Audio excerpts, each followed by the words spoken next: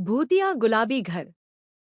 यह कहानी छोटे एक गांव की है, जहां प्राचीन समय से ही एक गुलाबी रंग के अजीब गहरे घर का रहस्य हमेशा से बना हुआ था। गांव के बच्चे इसे भूतिया गुलाबी घर कहकर डरते थे, क्योंकि उन्हें लगता था कि उसमें भूत प्रेत रहते हैं।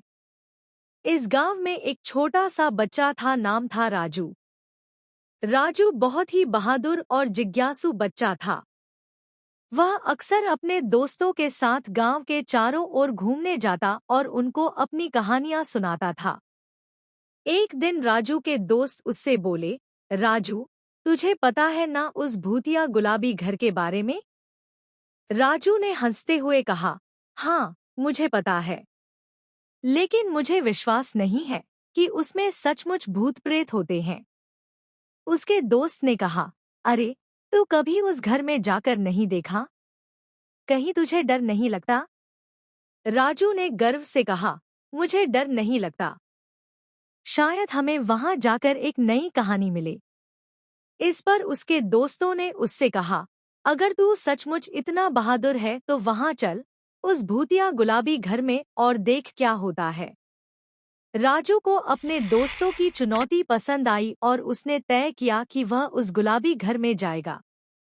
वह अपने दोस्तों को लेकर रात के समय उस घर की तरफ बढ़ा। गांव के लोग इस बात से हैरान हो गए कि राजू उस घर में जा रहा है, लेकिन कोई भी रोकने का फैसला नहीं किया। वे सब देखने के लिए बेहद उत्सुक थे कि राजू क्या करेगा।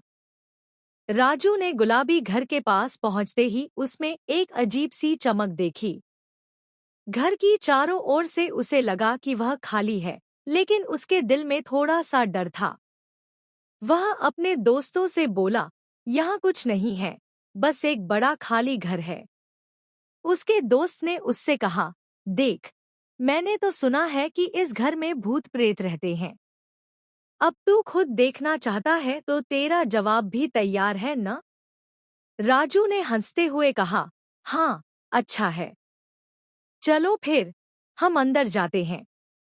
उसके दोस्तों को उसकी बहादुरी पर गर्व था और वे सब एक साथ घर के अंदर चले गए। उस घर में जाते ही उन्होंने एक अजीब चीख सुनी, आ आ। उन्होंने देखा कि वह आवाज एक पुरानी दीवार के पीछे से आ रही है। राजू ने कहा, देखो, यह कोई भूत नहीं है, यह एक बीमार व्यक्ति है जो यहाँ छुपा हुआ है। उसके दोस्तों ने भी उसकी बात मान ली और उन्होंने दीवार को हटाकर उस व्यक्ति को बाहर निकाला।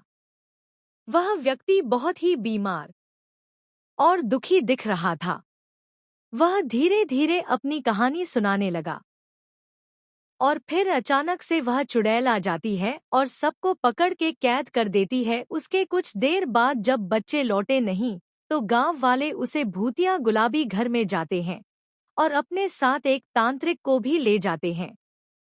फिर अचानक से उनका सामना चुड़ैल से होता है और फिर तांत्रिक अपने इस माया शक्ति के इस्तेमाल से चुड़ैल को कैद कर लेता है और उसके बाद सभी बच्चे खुश हो जाते हैं और सभी गांव वाले खुशहाल जिंदगी जीते हैं और फिर गांव में सुख शांति आ जाती है।